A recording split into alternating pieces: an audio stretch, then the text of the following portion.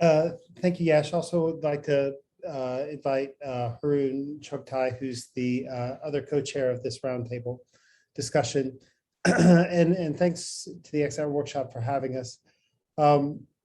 We're going to take some of the concepts that were talked about in machine learning and in that amazing case study on Mirror and kind of step back a little bit to a more big picture view about just how we use XNAT within the translational environment, how we bridge the gap between a hospital and researchers so that the data can flow efficiently, but in a way that is secure, reliable, and obeys the current data governance regulations. Because part of what we're having is we're having both increased data governance regulations, but we're also having increased desire from funders to share data and make it publicly available to other researchers throughout the world.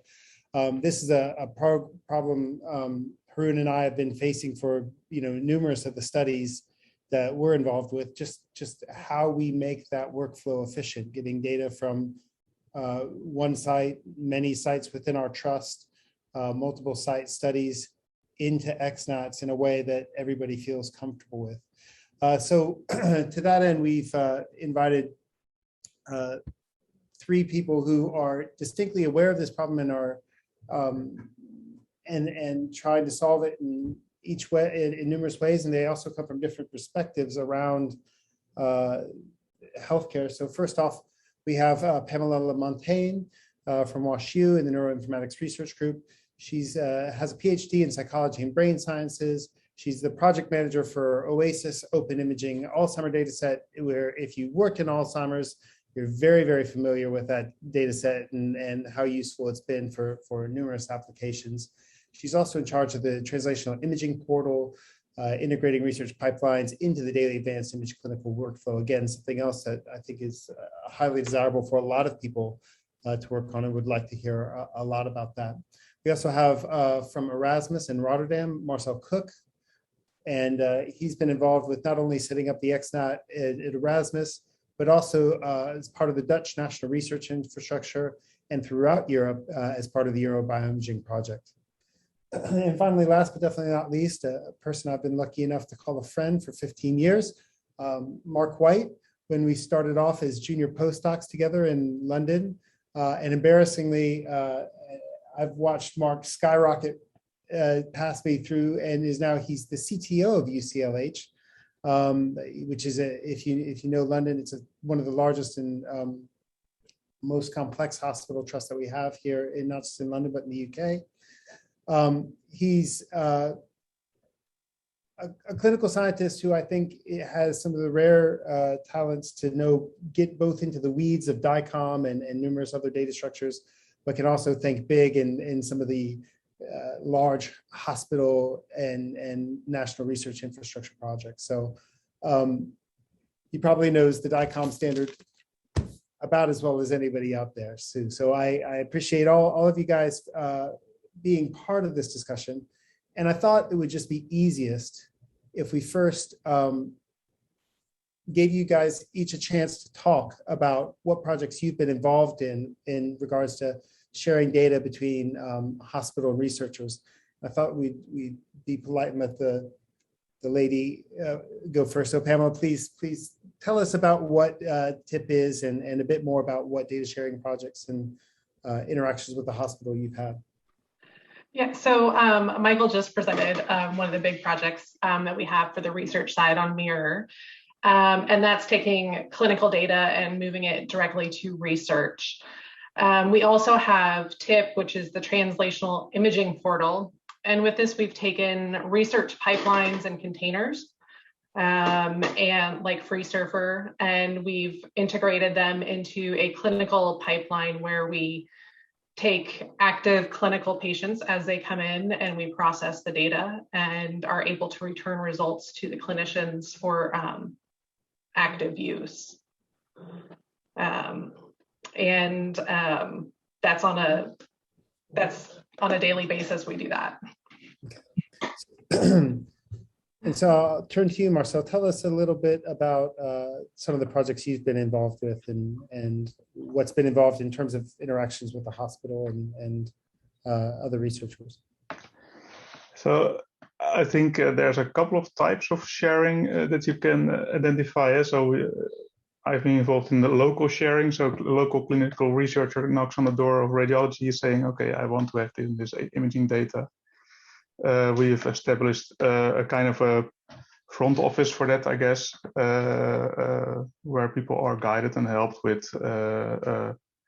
what they actually need, and that's then being processed and uploaded to an XNAT. You have multi-center data where we try to pool data. That we do that on usually on our national XNAT. And in some Horizon 2020 projects, we are also trying to build, for instance, in a project we try to pool cancer imaging data, or in other projects, cardiac. So those are a bit more specific to certain disease areas. Outside of clinical acquired data, there's also we deal with a lot of long-running studies, but that's maybe out of the scope of this this talk. But those are the things I'm involved in. That's it's quite a lot of projects. So okay, thank you very much. And Mark, why don't you give us an overview about what you've been working on, particularly with the ability for people to do research on the data the hospital holds. Yeah, for sure. So I guess quite a big chunk of my career I worked on MR data in a bunch of different contexts. So I've done a lot of brain imaging in Queen Square in London for quite a long time, and a lot of cancer imaging before that. And that was a bit of multi-site work, some quite local projects, some large cohorts, some small cohorts, some just DICOM, some raw data and kind of auxiliary data like physiology monitoring and motion control, fMRI timings, that sort of thing. So quite a big spectrum of different kinds of local projects. I guess in the last few years, I've become a bit more interested in general secondary data infrastructure and how you, within a hospital, build a piece of infrastructure that lets a bunch of different researchers talk to the same hospital's data. So that perhaps is the what I'll try and speak to a bit in the panel today, that kind of thinking. How do you get your hospital set up to work with lots of different programs rather than just one or two? And perhaps I should preface it by saying my XNAT experience is a few years old now. Last time I installed, well, I was trying to do it over the weekend actually to make sure I wasn't quite so rusty for this panel. But I've done lots of kind of XNAT and CTP hands-on until a few years ago. I kind of live at the sort of architecture level. So I'm the guy who in the panel is going to ask for something and Dave will say, it already does that. And I'll say, oh, that's really cool. So I should maybe preface my comments with that a bit.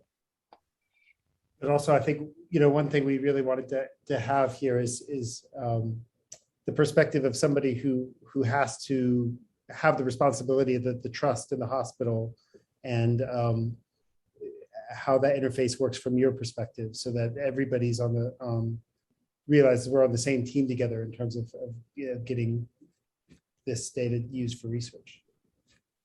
Yeah, absolutely. So I'm lucky enough to, as you said, Dave, to wear the CTO hat at UCLH, which is a great job actually, because it means I get to kind of think about the overall architecture of all the different moving parts. It's really interesting role. It does mean I carry the can a bit for the architecture being safe and secure as well. So yeah, really happy to chat about that a little bit.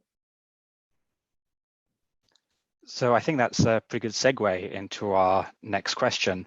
So we've had a lot from people who've had a lot of success with getting data out of hospitals, and we've very much seen sort of the end architecture from that.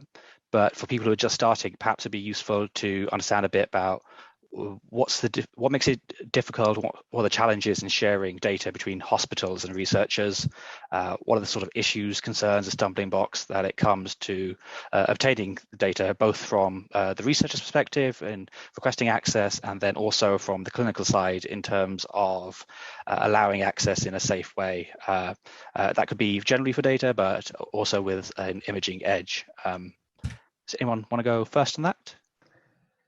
So I think in a lot of cases I have experienced, and I think it becomes better nowadays. It's mainly the first difficulty start with unwillingness, maybe to share data, but that's an obvious one, I guess. Mm-hmm. It's most times usually with a cross-center or multi-center studies, but okay. Given that the unwillingness is gone and we start sharing data, I think we can distinguish a couple of issues, types of issues. I think is data transfer. The data itself, there's a lot of problems in it, and there's a lot of human factors, I think, that makes it difficult, in my opinion. Just to give some examples in transferring data is that if you work with centers, well, not big university hospitals, but small hospitals, then it's usually hard to find personnel who are willing to kind of find a time for you to help out with uploading. So usually you have to go yourself, if at all they allow you to. Or you get data in all kinds of weird formats on a huge pile of DVDs or most of you know what I'm talking about. I've even had boxes with printed out CTs sent to us. That was kind of weird. Data can also be too big to move around. In the data sense, things we come across a lot, and that also has been spoken of in the roundtable earlier, is that data is poorly organized or structured. So it's very, very much work, or a lot of work, to get it usable in any kind of usable state, if at all possible. Sometimes also, if you are being sent data from other sites, you discover that it contains PHI data, for instance. That's also, I think, we always try to avoid centers to send out PHI data in any case. We don't want to deal with that. The data can be non-compliant DICOM, broken or whatever, from I don't know what kind of PAC systems. Well, and then, well, I think those are the most obvious problems we've encountered. Maybe someone can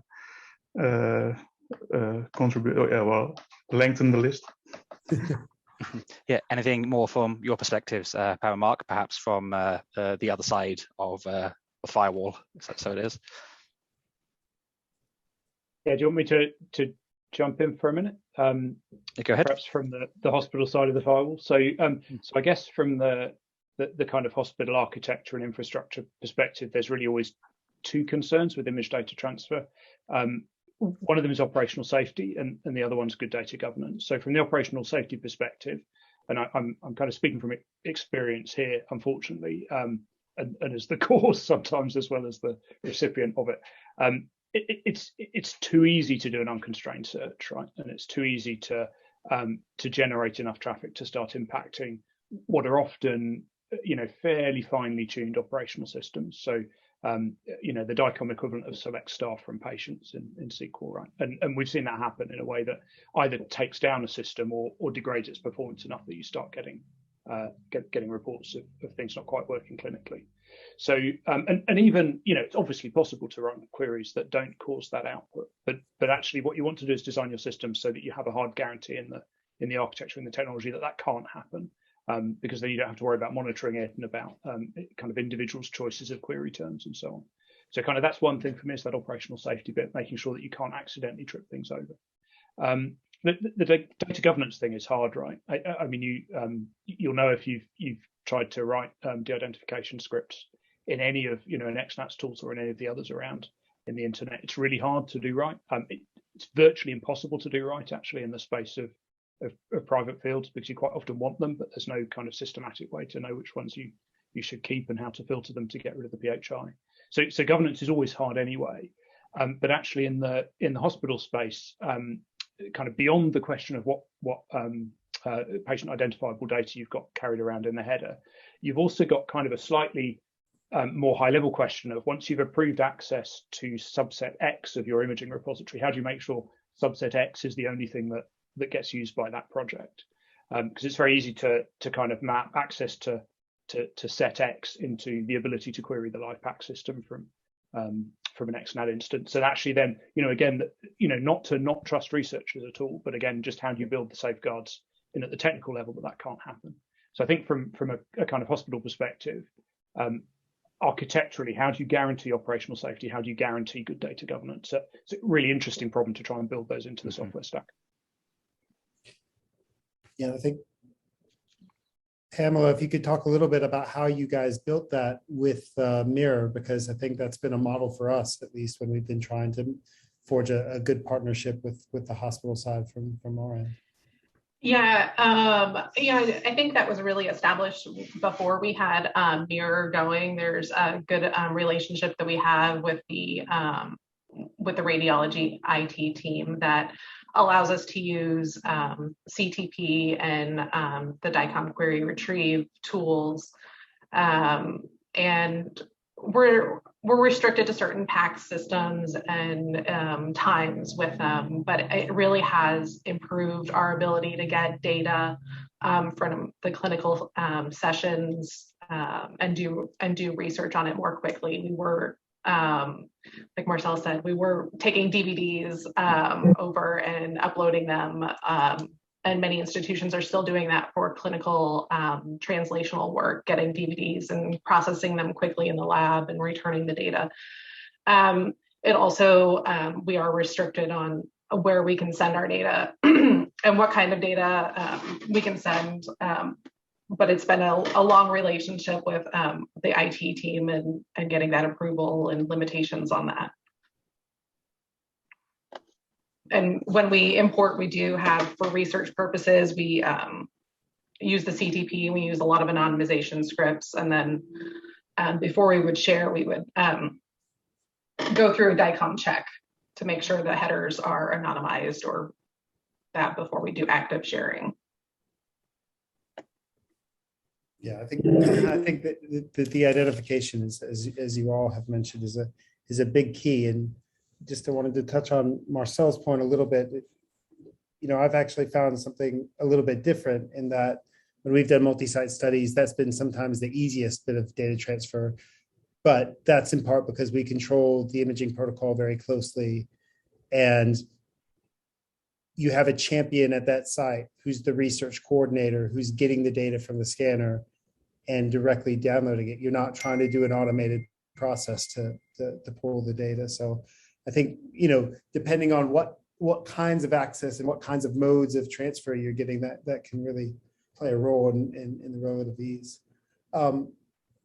So we have a fair amount of users of XNAT here, but also I think, it would be great to hear from the hospital perspective, what additional features or functionality could XNAT have that would make this process both easier and more secure? Anybody want to go first? Just start shouting out.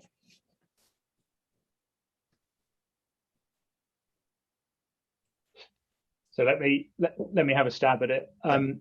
From my perspective, I was thinking about this question beforehand. I've got quite a long list, and I bet it can do some of them now already. But from my perspective, one of the biggest things that would help is allowing a hospital to architect outbound imaging transfer once rather than lots of times. So all that kind of development around the imaging relays has been really good over the last few years, kind of multi XNAT instances with XSync in between them. But actually the next step in that for me would be thinking about how do you build one XNAT in the hospital and have a really sound architecture that lets that feed 20 different XNATs outside the hospital. What we tend to find is researchers each study wants their own in the hospital, and that, even though the architecture kind of supports a bit of that, actually we still see that quite a bit. This project wants an XNAT inside plus its XNAT outside and an XSync in between. So thinking, some really good kind of guidance and really good software support for single source multi-target rather than multi-source single target XNATs, I think would be a really good architectural model to kind of embed in the community and in the software design. It's my starter for 10. Marcel, how feasible is that from your end? Is that sort of the I know that's an approach that it's been looked at here at UCL. I know the London AI Center is looking at that sort of approach. What sort of approaches have you been thinking about with if you had on your wish list?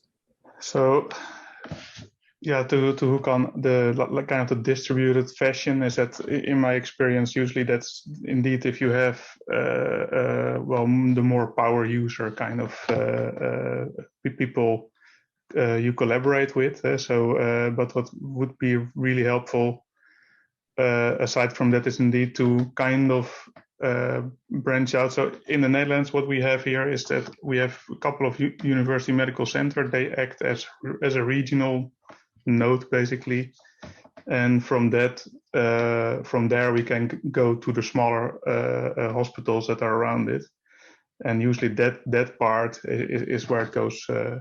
Well, that can be challenging. Let's put it like that. So really, you could consider that a kind of an edge case, right? So if you, in the cloud computing terms, so data ingestion from sites where there's not a lot of IT support or not a lot of knowledge, that could be very helpful to adopt. So there's CTP, there's all kinds of other tools, but maybe something that's endorsed, adopted, these kind of things. So that would help a lot, in my opinion. Also, I think for me, nowadays there's a lot of talk about catalogs, data catalogs, where you find your data, so kind of data portals where you can browse through these kind of things. And in my opinion, it makes sense to not let XNAT be that thing, because usually your imaging data, you need to combine it with other types of data in clinical research. And there's data from all kinds of sources, and you work with a lot of people from a lot of domains with each their own preferred way of storing their own data, basically. What would be very helpful, in my opinion, would be to kind of being able to export metadata that can be consumed by a catalog, for instance. So like, then I mean aggregate metadata about what type of imaging is available, what can you expect. So, and I think that's also kind of a precursor, maybe for doing in the end federated learning or these kind of things, is that you really need these types of standardization in being able to export your what's in your data store to be able to work together with others, right? So that's to work together in a clinical research setting. Marcel, can I comment on that last suggestion as well? One of the things that we're seeing now is, if you kind of go back 10 years, lots of the studies were kind of really well-defined cohort, often a study protocol, or if not, just a really narrow cohort. As we get more into the kind of machine learning, and I know you have to say AI in every talk right these days. So as you get more into the kind of machine learning AI world these days, we're actually seeing a lot more of the kind of really big overlapping data sets. You know, we want to look at every chest X-ray that was done in the last year with this this particular indication or whatever it is. So actually that idea of a catalog and a data index, I think, is a really key one to future development, because what you want to do is not have to replicate the entire contents of your PACS or your VNA inside your research XNAT, but actually be able to kind of transparently query. So it's really exciting to hear some of that from the last talk, actually from Michael's talk, that coming to a position where actually what you've done is you've indexed everything that's in that VNA or that PACS, but you don't have to transfer a petabyte of data and anonymize it all in advance, because you can do that on demand through the catalog. So that might be another hot feature request. Pamela, did you have any other things to add? Having the inside track on the wish list? Yeah, I mean, between Mirror and the DQR, we've really hit a lot of our roadblocks for clinical translational work. Mirror really helps with that large data set machine learning type, additionally having that background infrastructure, to the computing infrastructure, besides just having the data storage, is really important, I think, for these studies. And talking about different XNATs, a lot of it does come back down to the type of computing you want to have, probably on why those different instances are there. It really is helpful to have that large computing infrastructure, be able to get data quickly, anonymize it quickly. It's indexed pretty well. And it has made, over the past years, our research go much quicker and be able to answer those questions rather than, again, finding DVDs, and quick searches are really good. That's a good point. Yeah. Arun, Sorry, Dave. did you see a question on the board that you thought was worth? Yeah, Mark's got an interesting question. He's actually a panelist at the moment, so can I invite him to say his question out loud, please? Go. Yes, you can. Good, I wasn't in my underwear.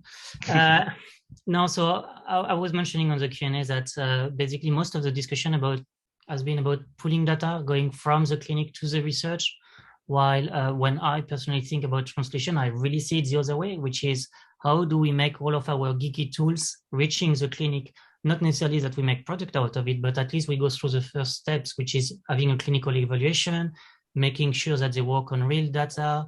And as we are going through that with the AI Center and developing the infrastructure to do that, we are going through a lot of hurdles, getting XNAT to be able to interact with the PACS. And I just wondering how we could, as a community, trying to facilitate that. How do we share all of the experience that we've got from people like Mark, that we've got by doing it in our state on the KCL hospital, on the UCL hospital, on all of the at ICR, all of the different hospitals. Well, I don't know, it's a never-ending question, but do you have any view on how we can facilitate the translation of clinical tools within the actual clinic? So we have that with TIP, the Translational Imaging Portal, and we've got these pipelines that were tested in research and validated on clinical patients, whether through prospective or retrospective research, and really by having that interaction with the radiology IT team, we can use the DQR and we can retrieve data and we can send it to a specific PACS. Sometimes it's a temporary machine for surgical planning, rather than sending it to PACS.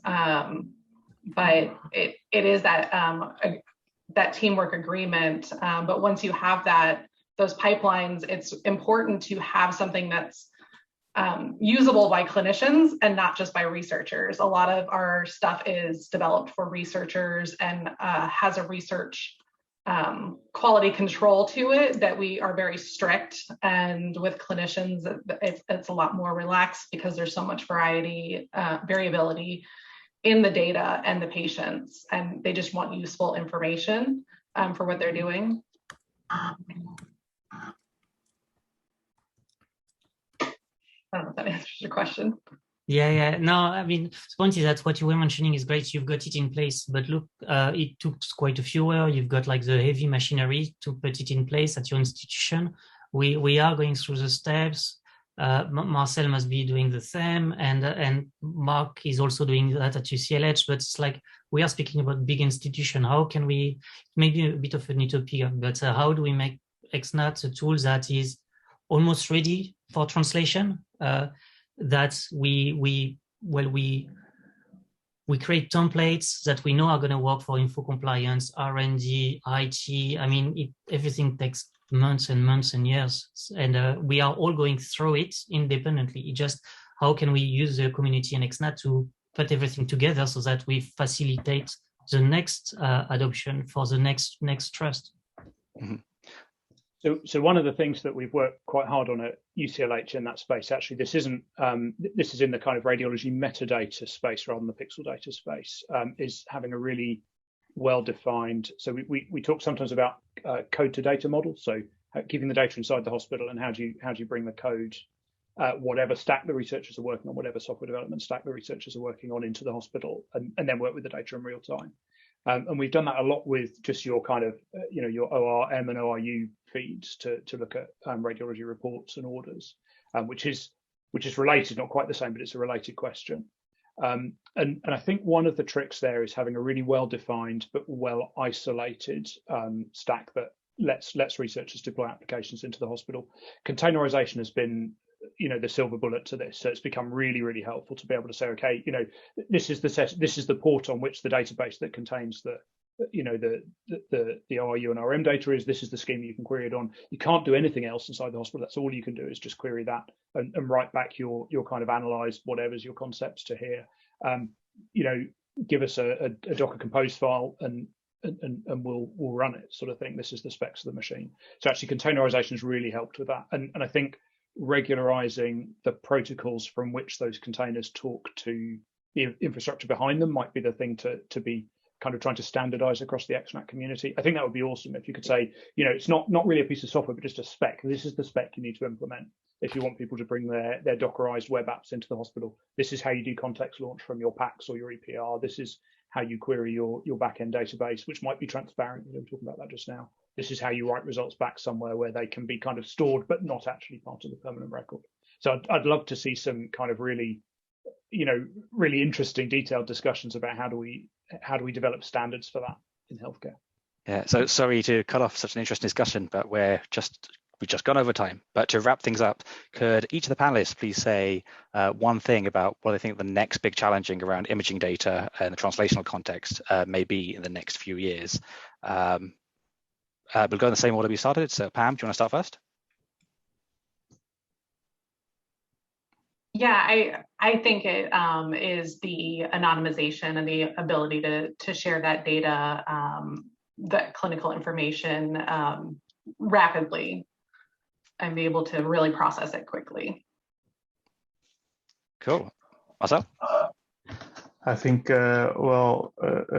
we've touched upon it today a lot of times, but standardization on a couple of levels. So I think sharing metadata between different types of stations, basically. So AI is not really, there's not really a standard for that. How do you describe your AI model?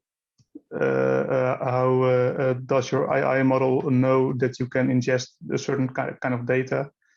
I think in that sense, the imaging community will be facing a lot of challenges. So, and finally, Mark.